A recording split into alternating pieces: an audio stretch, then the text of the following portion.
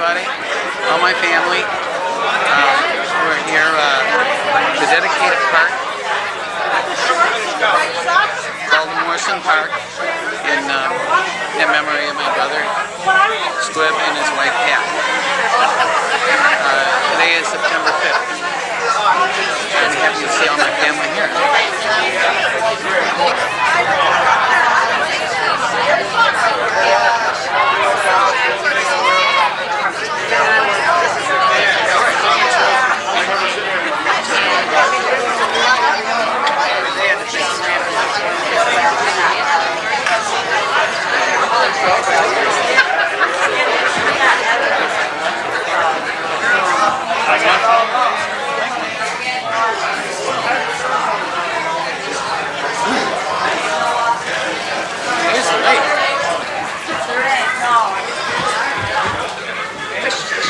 Thank you very much for coming today.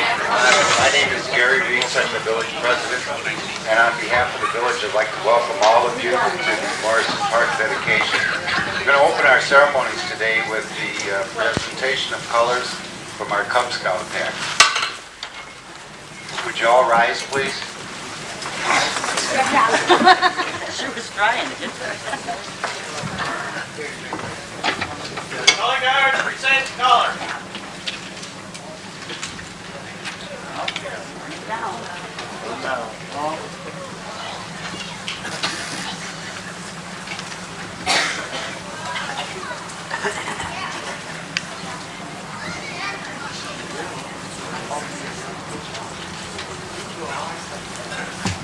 Please join us in the Pledge of Allegiance. I pledge allegiance to the flag of the United States of America and to the republic for which it stands, one nation, under God, indivisible, with liberty and justice for all. post color.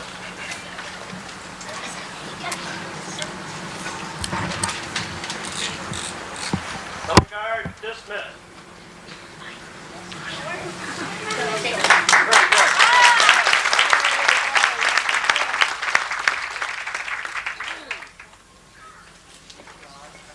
Thank you very much for the presentation of those colors from the Cub Scout pack. We have an agenda today. I didn't get all of them passed out. Well, I don't know whether all of you need one of these or not, but there's some up here. I think the first thing that on the agenda for today is the presentation from the Lakemore Scouts drill team that used to be around before. Are any of those members here? We sure are. We're all over. What did you guys have in mind for today? Nothing, we're just... No. Wait a second. Why don't you go to one of your girls? Oh my God. Why don't they go forward? Get it together. I know. I heard that you guys have been practicing all week. What is that? No? Well, at least have them all stand up. Okay. Yeah, get them up to the front. Right here. Would you guys stand up so we can give you a good hand, please?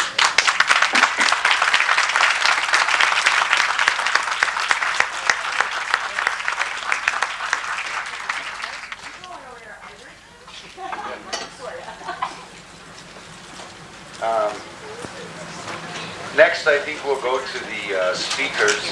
We have a couple of speakers today, Mr. Larry Booster and Terry, I believe is, where's Terry? Okay, Terry.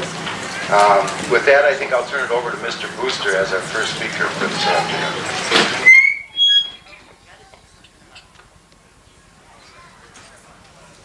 I don't know, can all of you hear me without use of that mic or not? Yeah. You can't? Why, just say so.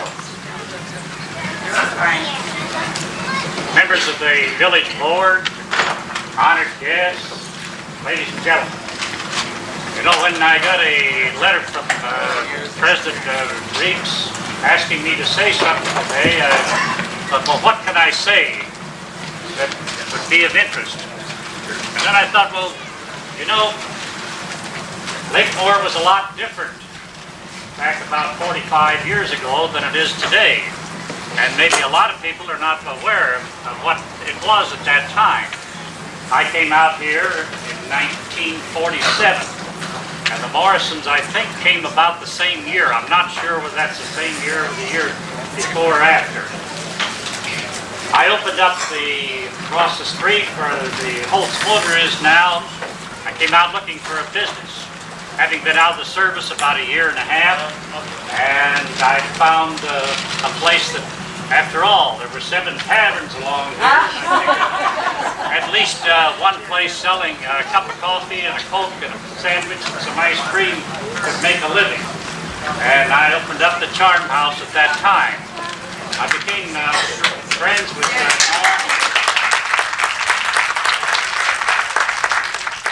Norm and Pat about that same time also. You know, when we came out here at that time, this community, like McHenry, Johnsburg, was an old community, and everybody there had been born and raised in the community. And we were considered foreigners, more or less, and they let us know so. As a matter of fact, I spoke of the taverns. One fellow up in Woodstock one time said to me, when I told him where he lived, oh, he said, "You mean Whiskey Hill?" I said, "Come on." I said, "The only reason it's called that is because you people are greedy for money and you give all those tavern licenses." But he didn't pay any attention to me anyway. Anyway, we had, that time, most of us, when we moved out here, these houses were summer cottages. We had a well. I found out that my well was 25 feet out in the yard, and the line leading into the house was 6 inches underground. I found that out New Year's Day, the first New Year's I spent out there. But anyway, and a septic tank was a 50-gallon drum at that time. In many places, 25 feet of field, and the houses weren't insulated. Of course, we didn't know all of those things. We were out of the city at the time, and naturally we weren't aware of all of this. But anyway, we did get together on things, and eventually we decided that possibly we should start a fire department. Well, that was started back in about 1951, if I recall right. Stella Blades and myself, we sold a lot over here across the street where the village hall is now, and we held carnivals, we held raffles, we held bingos, we held bake sales, dances, I don't know, you name it, to raise funds.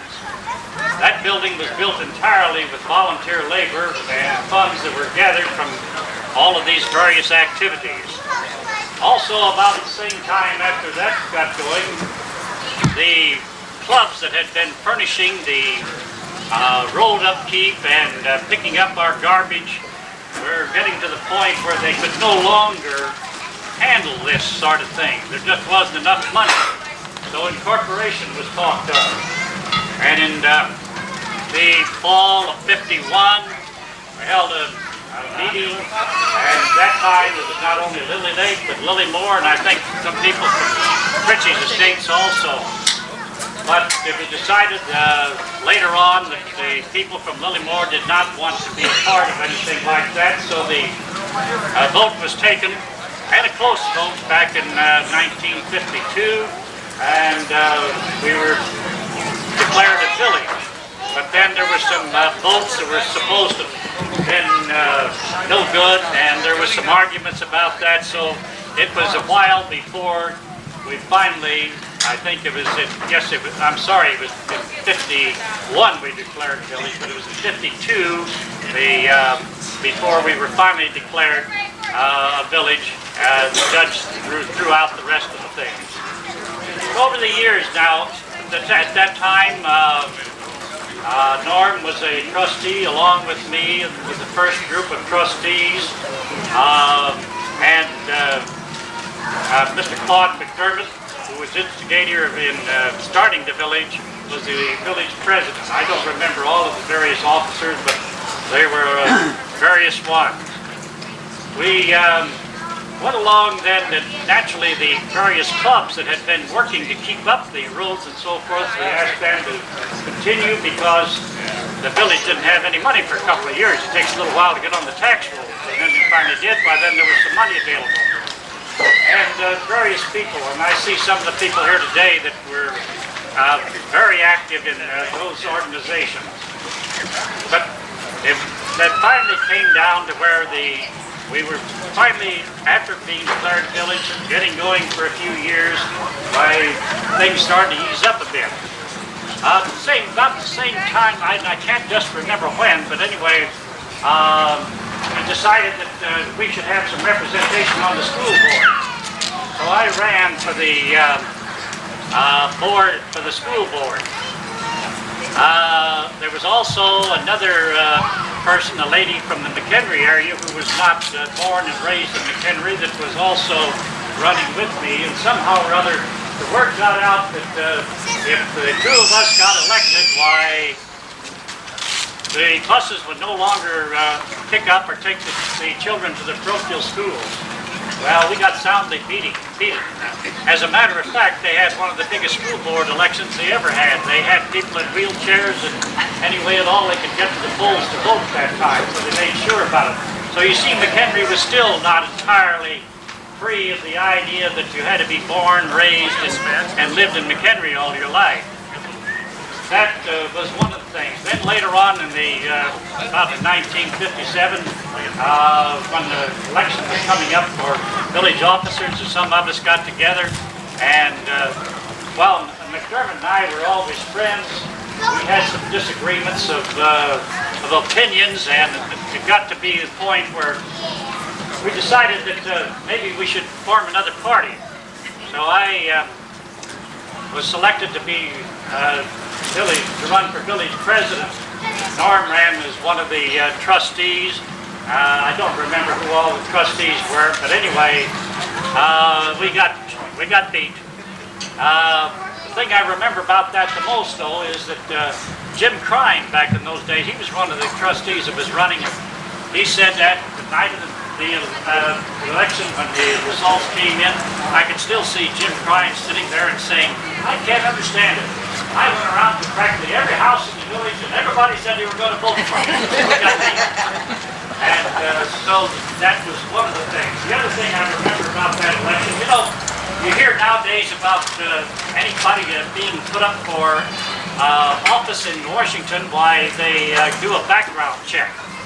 Well, wait a minute. Lakemore, we started that.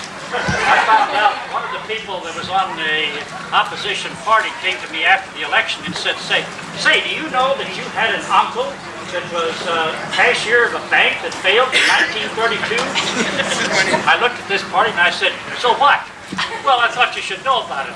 Now, the only way they could have found out about that was to run a background check. So, after all, I think Lakemore was way ahead of the times in that particular instance. Then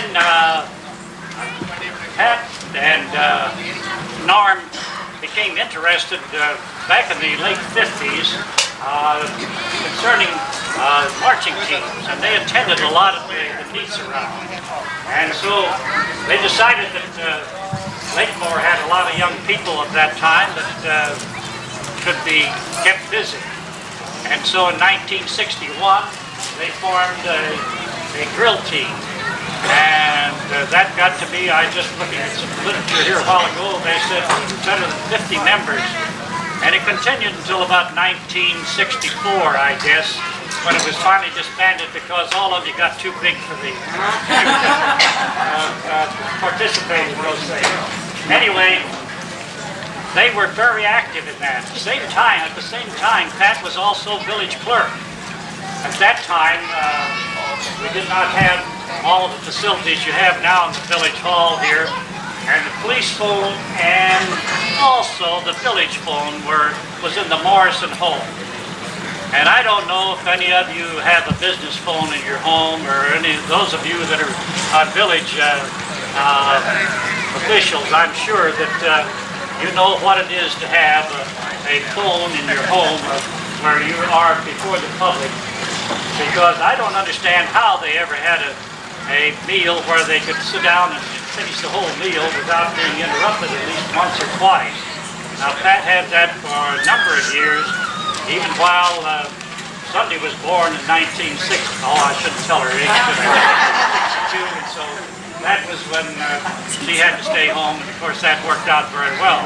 I became village treasurer during that period of about, I guess, 61 to 71, somewhere in there anyway.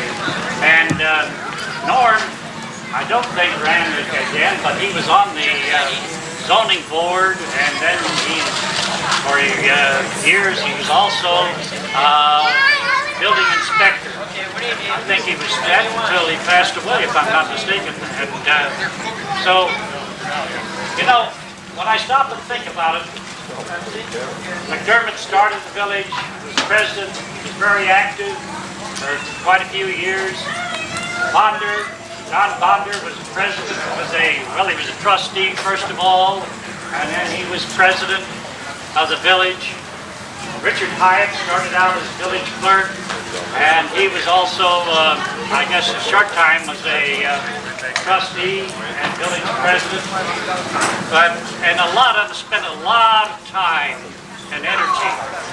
But when I think back about it and realize the time and the energy, and also I'm sure there was quite a bit of their own money spent that Norm and Pat did, I think that the village board was very wise, and no one prior to this had put in the amount of time and the energy, and they certainly deserve the honor that's being bestowed on them today by having this area named after them. Thank you.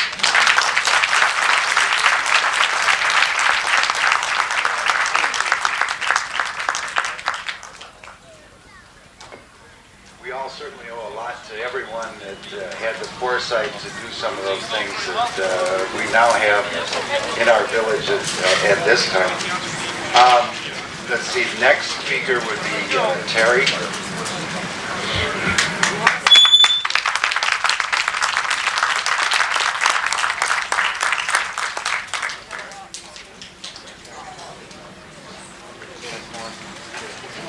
I'm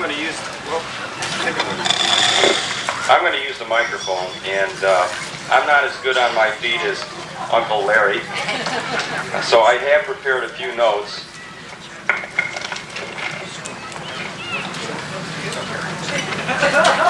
Just a few. It won't take so long, and you'll probably bust me up anyway, so here goes. It's an honor, really, to be standing in front of you on behalf of my mother, my father, my sisters. I was going through some old photographs shortly after my dad passed away. And when I found out that the park was going to be dedicated, I started going through them and seeing if I could find anything. And I found a picture of my father giving a speech. I don't know in front of whom, because it was taken as he was standing in front of the foundation to the firehouse. And I later learned that that was the dedication of the firehouse, and that was a groundbreaking. So I think it's kind of ironic that I'm standing here thanking you for recognizing one of the things he did, and many more things to come. That was 40 years ago, and today I have the privilege to brag about my folks. Gary, I was out here the day they dedicated the fire. Thanks, Grandma. I want to officially thank members of the current board, past President Ed Gott, and current President Gary Reeks for making this whole thing possible. I think it's really a great thing. And when I came down to look at what had been done to the little beach, as we called it, I'm just amazed. I want to thank PJ, wherever she is, for doing such a great job in listing all the accomplishments of my mother. Back then, I really didn't pay much attention to the offices that she held or the things that they were doing. I was busy having fun with everybody else.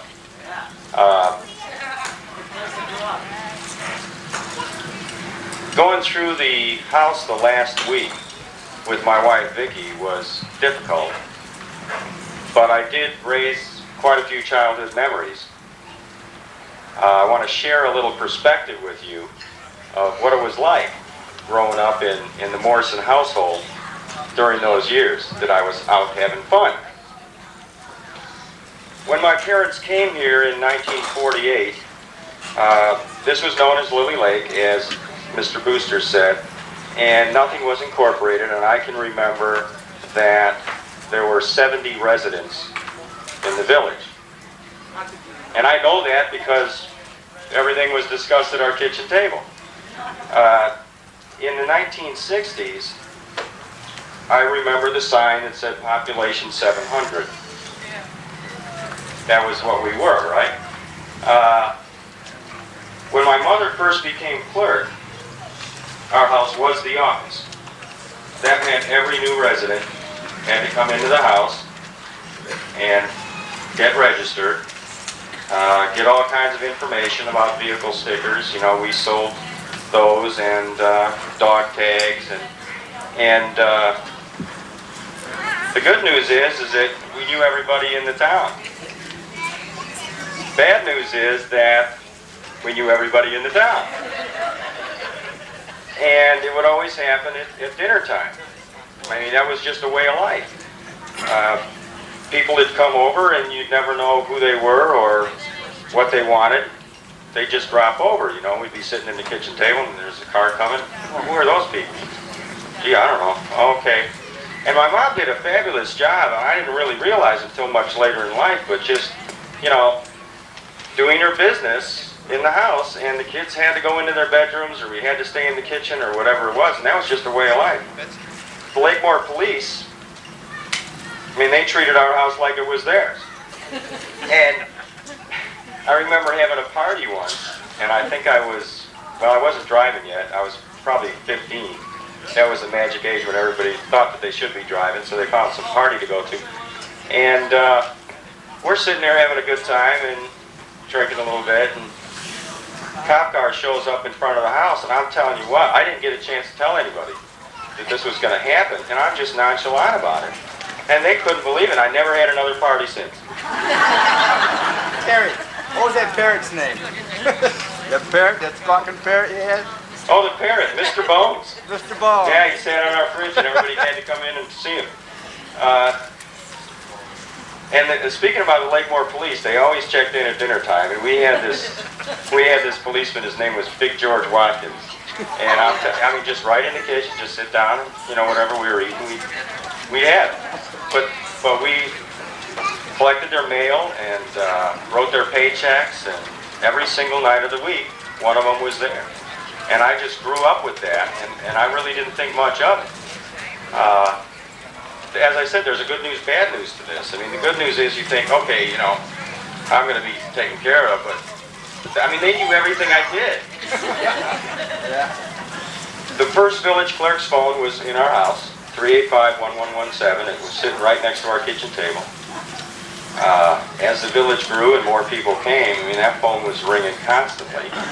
And my mom had to always be there to pick it up. You know, the kids couldn't answer it. And the first police radio was in our house. And, you know, at first that was a toy for me. But then, I mean, it's like we always had to have it on during dinner.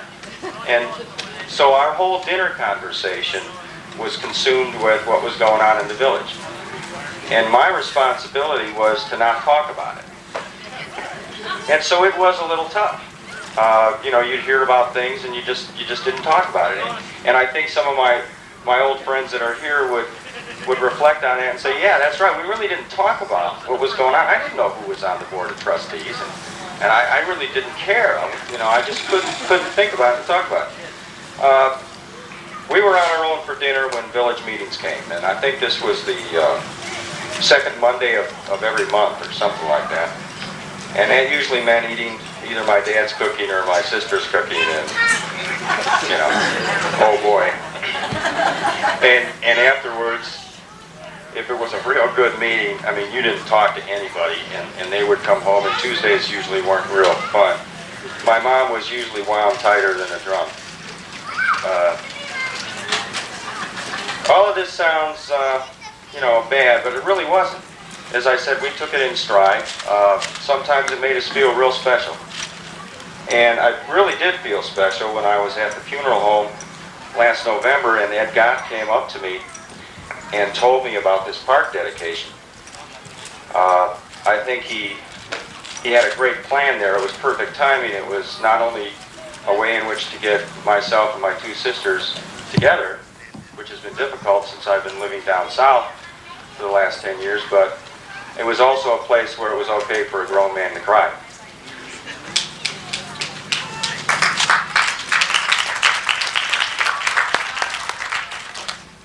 This park, as I said, we called it the Little Beach. It was a real special place for a lot of us. A lot of families, well, we won't talk about what we did, right? But it was a special place. We would go there and not only during the day have a good time, when the kids were holding hands, walking around the village at night, I mean, that's where we'd end up. It was like our own backyard. You get kicked out all the time. Got kicked out sometimes if there were parents around. And you had to know which night the police weren't on duty. Speaking of the other folks in the neighborhood, the families, I really wish the sign could be big enough that could list all of the families that really made this town something. With the way I look at it, my folks really never wanted to be recognized as leaders here. What they did was kind of keep everybody together. But there were a lot of families that would volunteer their time to not only help each other build their houses or fix things, but they would try to get together and do something for the kids. And, you know, one of the things that they did for the kids was put together the Scouts. Not only the Lakemore Scouts, but the Boy Scouts before that, the Cub Scouts. I can remember den mothers and troop leaders and so forth, and they were all parents of the kids. And I know that if I started talking about the names, I'd probably forget somebody, so I won't do that, but those of you who are here, I think you know who I'm talking about. My mother, as some of you may know, was part Filipino, and I've become to realize that the Filipinos are such industrious people, and that's partly why my mother just put so much of herself into this. My father was a laboring Irishman. He loved being a good neighbor. He loved pitching in and helping people. Anything to do with construction, believe me, I found it in the house the last 4 days. They gave their hearts and their minds to this town. We implored my mother not to enter the race whenever the elections would come up. There were times when she was sick, she was burning her candle at both ends. We would sit there at the dinner table and say, "Mom, don't do it." And yet she did it. She just loved to see the town grow. Her commitment was exceptional. My dad's support was astounding. Something I never really understood while I was growing up. What my father did with the Lakemore Scouts drill team.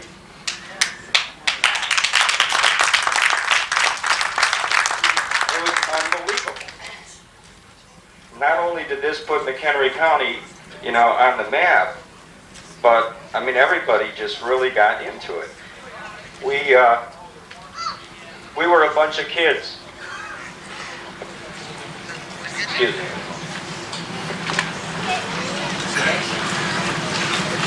We grew up on the wrong side of the tracks.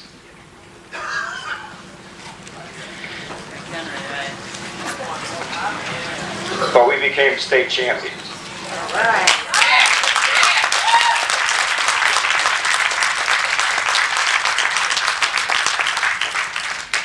And, you know, that's really something. I mean, it's a thrill that very few people ever really have.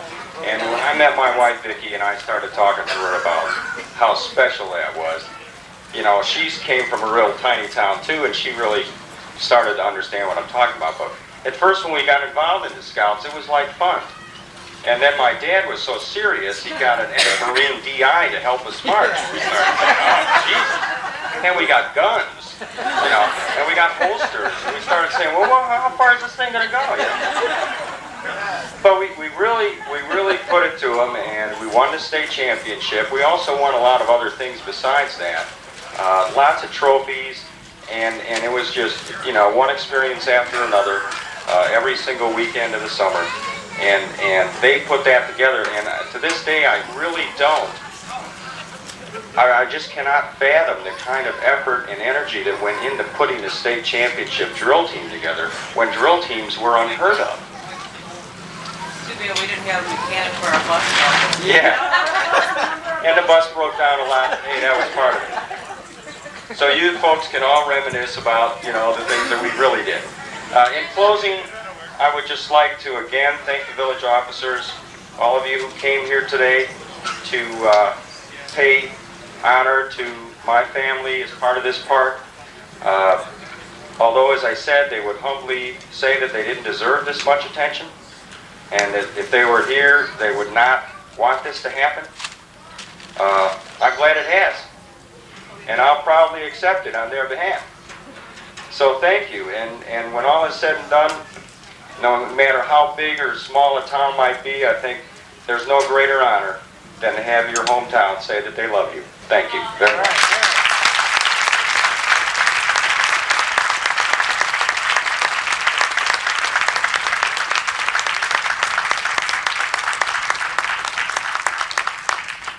Very well done, Thank you. Next is Sunday. Say a few words, please.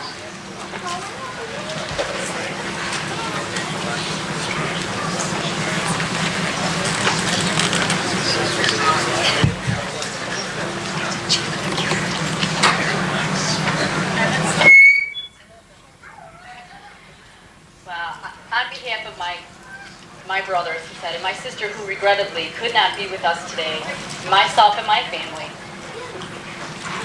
I would like to personally thank my godfather, Larry Booster, for taking us on a wonderful walk down memory lane of my parents and their lifetime commitment to this community and all of its residents.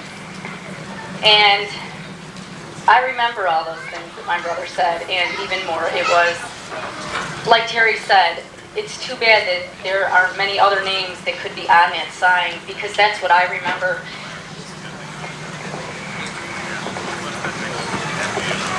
To make this real short and sweet, if there was a motto that could go along with my parents, it would be working with the community, for the community. Because that's what they were all about, and that's what this is all about. I remember all the corn roasts and all the families and all the kids getting together to work together, and this is exactly what my parents were all about. And I know that they would be very proud and very honored to see that what they worked for and towards for their lifetime has happened. The park, as my brother said, looking at what it has become, and it was our lifetime. I spent my summers down there. And, excuse me for this,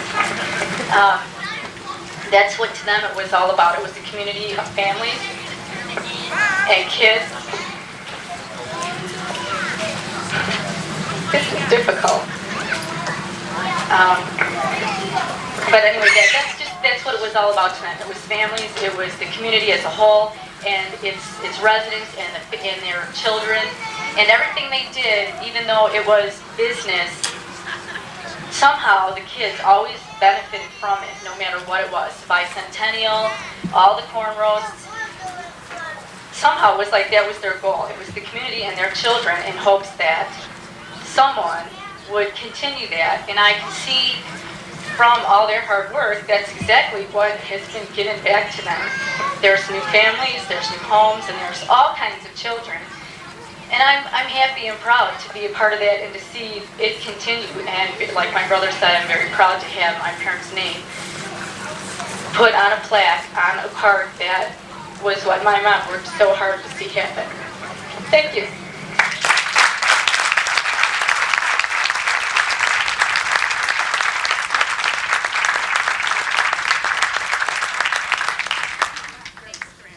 Oh, and it was my grandmother who suggested my uncle to speak, so you couldn't have picked a better person. Thank you very much. At this time, it's a great honor and pleasure for me to take part in dedicating the park, and not only that, but in dedicating a scrapbook and 2 plaques to Terry, if you would come up, please, and Sunday, and Valerie. Okay.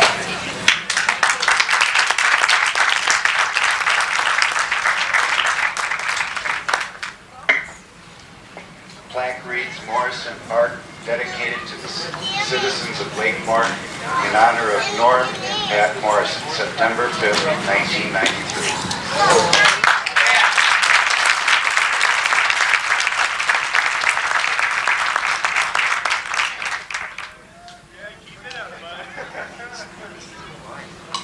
Thank you.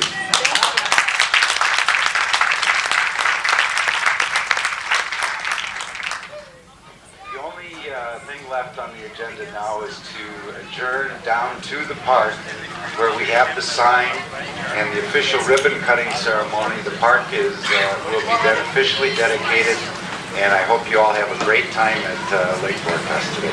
Thank you very much.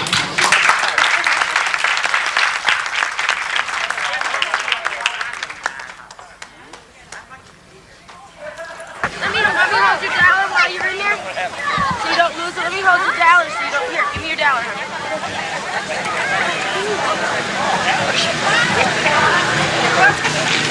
Oh yeah.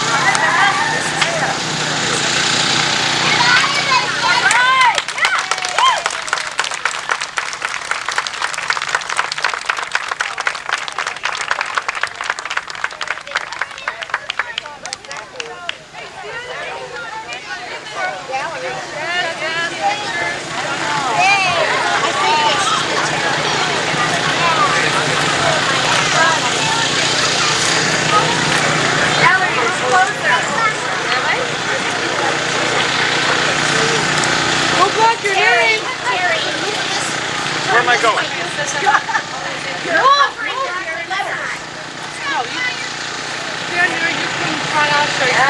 Yeah, in your shoulder. And you can come in a little if there's not enough room, but don't block your There you go. There, that's better. Oh, yeah. You can stand on it. Wow, the little beach. Little pig. I love this beach. It's very little over there. It's only one. For hours at a time. Oh, it's tiring to get. Starving.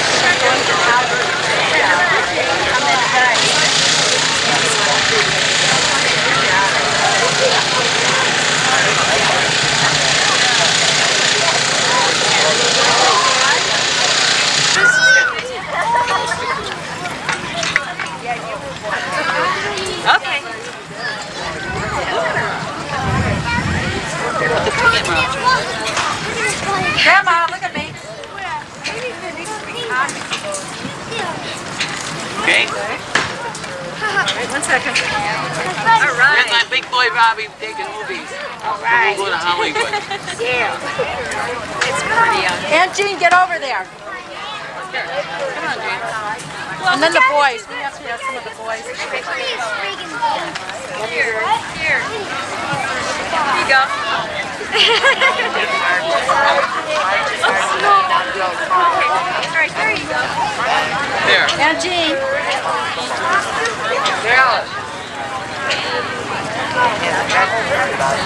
Okay, let's get Timmy and the kids. Robbie and Nancy and everybody. Where's Tim? He took the tank off. The first time I was, yeah, because I lived right on the house on the corner as you